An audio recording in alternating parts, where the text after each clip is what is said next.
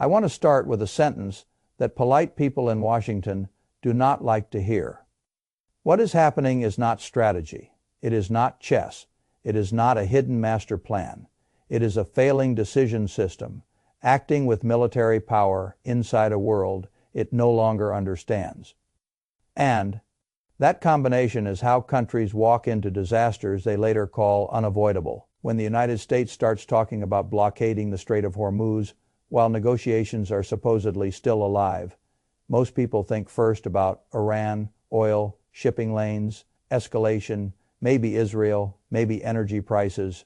I understand that instinct. But I want you to look somewhere else first. Look at the machine making the decision. Because the most dangerous fact in this story is not that the policy is risky. The most dangerous fact is that the policy appears to be coming out of a process that is chaotic, personalized, impulsive, and detached from institutional discipline. That is the real emergency. I have watched governments for a long time. I have watched competent governments. I have watched incompetent governments. I have watched empires at their peak, and I have watched states in relative decline convince themselves that force can substitute for judgment.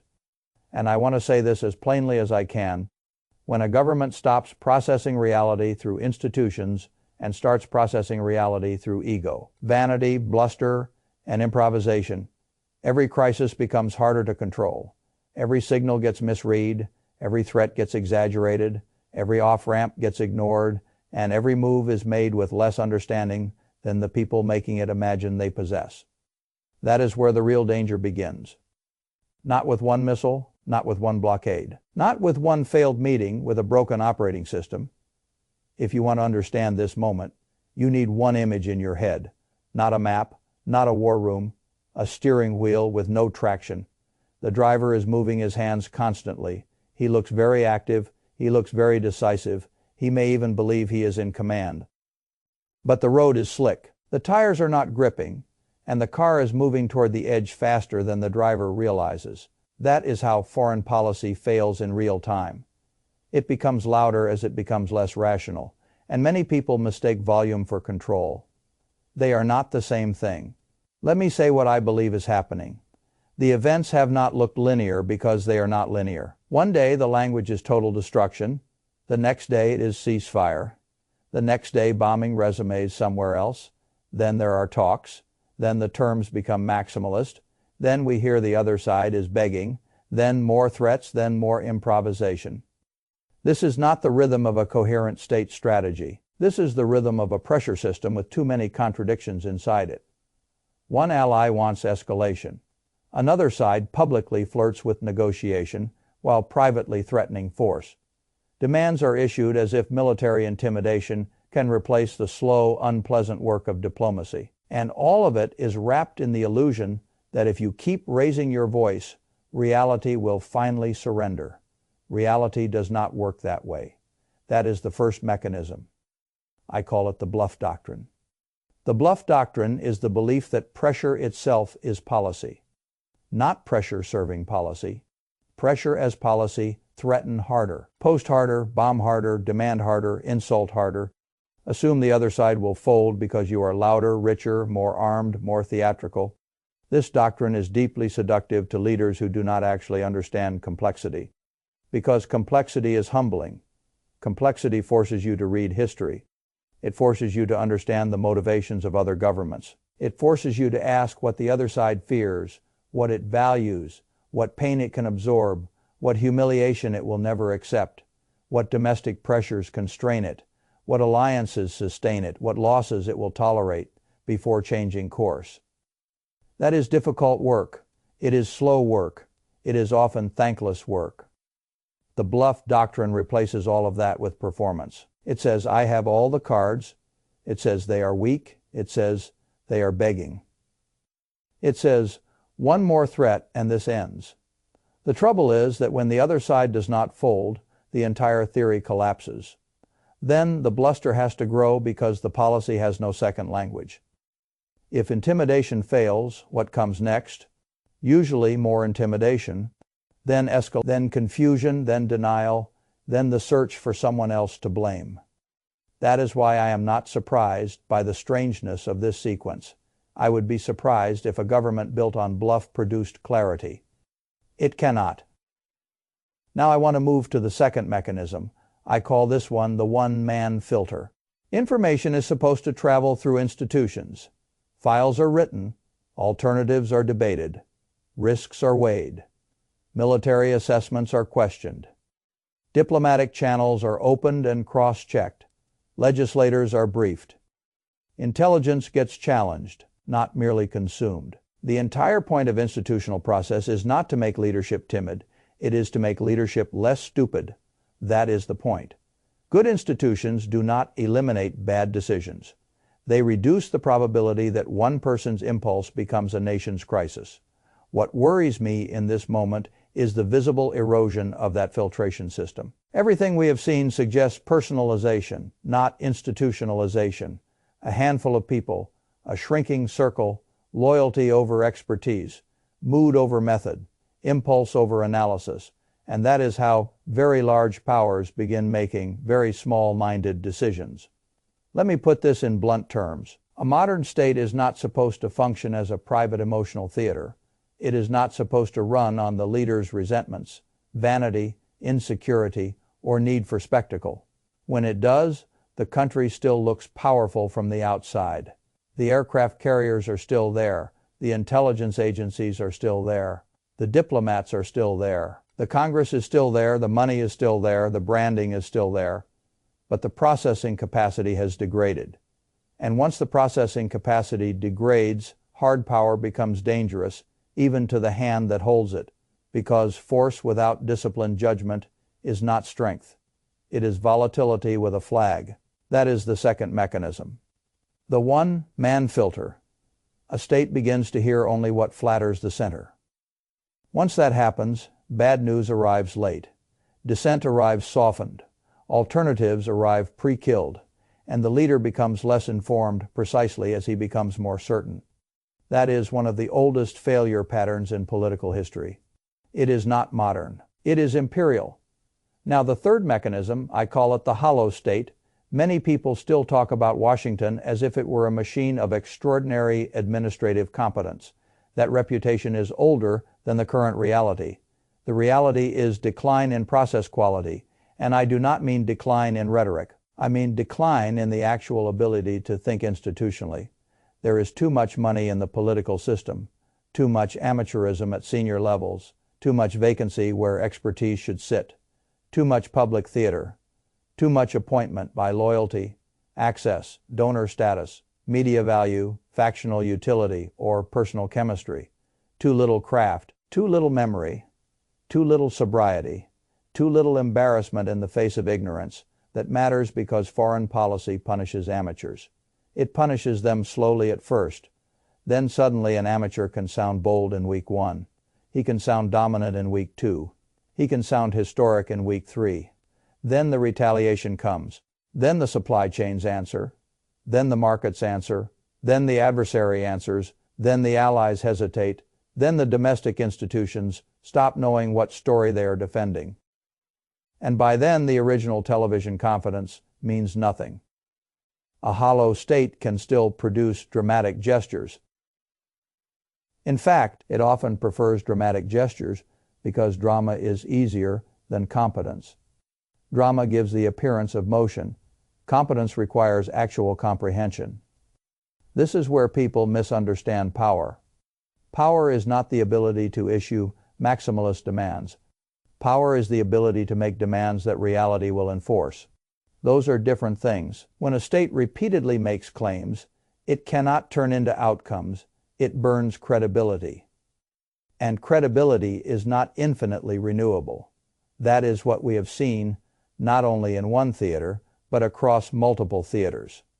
The same assumption keeps reappearing. Sanctions will produce collapse. Threats will produce surrender. Military pressure will produce political submission. Technological restriction will produce obedience. The other side will calculate exactly as Washington expects. The other side will value comfort more than sovereignty. The other side will internalize American narratives about legitimacy. Again and again, these assumptions fail, and again Washington seems surprised. That is not just arrogance. It is institutional decay.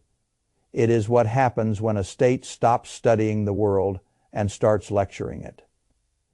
Now, I want to come to the fourth mechanism. I call this one the Fear Congress. The Constitution did not imagine a legislature whose highest ambition would be to avoid discomfort. It imagined a legislature that would act when war, peace, executive overreach, or institutional breakdown demanded intervention. But fear changes the character of institutions, and one of the ugliest features of the current American system is that fear has become a mode of governance.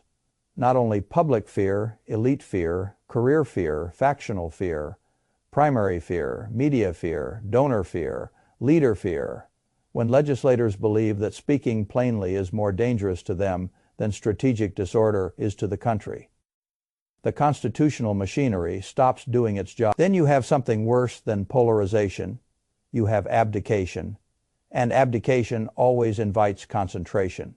If Congress will not constrain a reckless executive, then recklessness expands until something external stops it. A battlefield, a market, a court, an election, a scandal, a foreign retaliation. Some limit eventually appears. But if institutions refuse to act early, the limit arrives later and at a higher price. That is the logic of decay. You postpone restraint. Then reality imposes it more brutally. This is why I keep insisting that the issue is not one statement, one meeting, one threat, one shipping lane. The issue is that the guardrails are visibly weak, and weak guardrails are what turn dangerous personalities into dangerous governments. Now I want to name the fifth mechanism. This one matters most of all. I call it the empire reflex. The empire reflex is what happens when a state can no longer comfortably accept a multipolar world. It still sees itself as the final referee. It still assumes that others must ultimately align. It still thinks resistance is temporary. It still believes friction is disobedience rather than structural change. So every independent move by another country is interpreted not simply as disagreement, but as defiance. And defiance triggers punishment. That is where rational policy gets replaced by psychological compulsion. The empire does not merely want a deal. It wants confirmation of hierarchy. It does not merely want compliance on one issue. It wants proof that the chain of command still exists. This is why maximalism becomes so tempting during relative decline, because maximalism is emotional compensation. If you no longer feel secure in your primacy, you perform primacy harder. You demand more. You threaten more. You dramatize more. You widen the confrontation, because narrowing it would require acknowledging limits. And limits are what the empire reflex cannot emotionally tolerate. This is why so many policies in recent years have shared the same grammar, not the same content. The same grammar, we decide. You adjust, we pressure, you yield, we escalate, you fear, we declare, you internalize. The problem is that the world is no longer organized to obey that script. Not Russia, not China, not Iran, not much of the global south, not even many allies. Privately, the script is old, the conditions are new, and when a declining script is enforced with rising aggression, instability follows. That is the pattern. Now let me say something even harder. There is a human temptation in all of this to assume that somewhere behind the confusion there must still be a hidden competence. People tell themselves this because the alternative is frightening. The alternative is that a nuclear superpower may actually be improvising at the edge of a regional war with a badly degraded decision process. That thought is unpleasant. So people search for secret rationality. They imagine hidden files, deeper plans, the adults in the room, some silent architecture of realism. Sometimes that architecture exists. Sometimes it does not. And when I look at the current sequence, what I see is less hidden mastery than visible incoherence. I see policy assembled under ego pressure. I see institutional channels bypassed or weakened. I see public messaging that oscillates wildly because it is not anchored in disciplined statecraft. I see contradictory objectives being pursued simultaneously: escalate and negotiate, threaten and reassure, back one partner's maximalism while pretending to preserve diplomacy, demonize the adversary while expecting him to trust the table. All of this is unstable. It was always unstable. And the more theatrical the rhetoric becomes, the more suspicious I am that the substance underneath is thin. Let me make this practical. Why does this matter beyond the headlines? Because decision collapse does not stay inside foreign policy. It bleeds, it changes energy risk, it changes market expectations, it changes alliance behavior, it changes military exposure, it changes commodity pricing, it changes shipping insurance, it changes the probability of miscalculation, and above all, it changes the timetable of crisis. Once a government enters a loop of bluff, legislative paralysis and imperial reflex, events accelerate, not because the leaders become more capable, because the system becomes more combustible. That is what ordinary people need to understand. You do not need to be obsessed with every tactical update to see the real problem. The real problem is that there is less disciplined thinking at the center than the public is being encouraged to believe. That alone should concern every citizen. I want to return to the Strait of Hormuz for a moment because it is the perfect symbol of the broader disorder. Everyone talks about it as a choke point, an energy corridor, a strategic artery. All true. But politically, it is something else. It is a test of whether spectacle can substitute for settlement. If you cannot get a diplomatic outcome, can you create a display of force dramatic enough to look like one? Can you announce pressure loudly enough that domestic audiences confuse announcement with achievement? Can you create such a thick fog of threat and movement that the absence of strategic coherence becomes harder to see? That is often how weak process hides inside strong posture. The posture gets bigger, the process gets emptier, and then sooner or later the emptiness gets exposed by consequences. That is what mature statecraft tries to avoid. Mature statecraft is not soft, it is not passive, it is not naïve, it is disciplined. It knows when to threaten, it knows when to talk, it knows when to stop talking, it knows what outcome is actually achievable, it knows what not to promise, it knows which ally is pulling toward escalation. It knows what the adversary can absorb. It knows where symbolism ends and structural risk begins. That is the difference between statecraft and performance. One survives contact with reality, the other survives only until reality answers back. Now I want to say something about the psychological condition of power, because foreign policy is never just about institutions. It is also about temperament, and temperament becomes decisive when institutions weaken. If a leader is unstable and the system around him is disciplined, damage can sometimes be contained. If a leader is unstable and the system around him is sycophantic, frightened, degraded, or hollowed out, instability becomes policy. That is when things get dangerous very fast. This is why the question of personality cannot be brushed aside. Not because politics should become gossip, because judgment matters, impulse control matters, coherence matters, cognitive steadiness matters, the ability to separate fantasy from capacity matters. The ability to hear unwelcome information matters. The ability to understand that not every problem yields to coercion matters. These are not cosmetic leadership traits. They are civilization level traits when military power is involved. And if they are absent, no slogan can compensate. No branding can compensate, no rally can compensate, no post can compensate, no loyal inner circle can compensate. The system becomes unstable because the center is unstable. That is not partisan, that is structural. I said earlier that the most dangerous fact is not the policy alone, but the machine making the policy. So let me bring this to the core conclusion. The central issue is not whether one threat will work. The central issue is that Washington is increasingly operating through a doctrine of coercive improvisation inside a world that no longer bends on command. That is the real break. And until that break is understood, every new crisis will be misread as a standalone episode. It is one expression of the same deeper failure, a declining capacity for institutional thought, a rising addiction to theatrical dominance, a refusal to accept plural power centers, a legislature that hides, a bureaucracy that degrades, a leadership culture that mistakes noise for leverage, and a public that is asked again and again to confuse aggression with competence. I will not do that. I have seen too much history. Empires rarely announce their decline. Honestly, they narrate it as temporary sabotage, as betrayal, as misunderstanding, as insufficient toughness, as the fault of internal enemies, as media distortion, as the need for one more show of force. But the real signal is usually simpler. The quality of decision-making falls.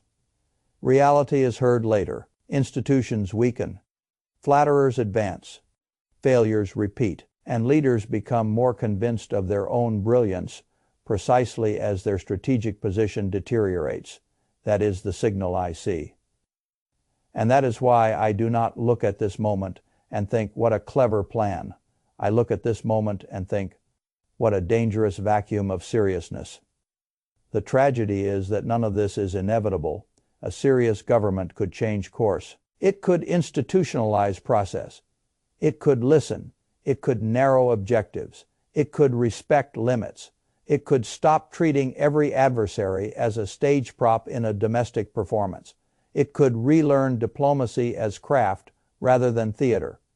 It could recognize the multipolar world as a condition to navigate, not an insult to punish. It could do these things. But first it would have to admit the operating system is failing. And powers in decline almost never like to admit that while they still have enough force left to pretend otherwise. So here is where I end. Not with a prediction. With a warning when a government becomes louder, less linear, more improvisational, more personalized, more contradictory, and more contemptuous of process. Do not comfort yourself with the idea that chaos is secretly genius. Sometimes chaos is just chaos. Sometimes bluster is just bluster.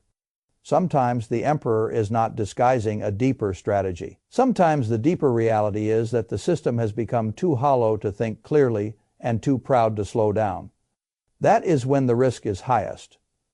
Because a reckless state with discipline is dangerous. A reckless state without discipline is worse. And if you want to understand this crisis, that is the sentence I would remember. The danger is not only in the straight, the danger is in the steering wheel.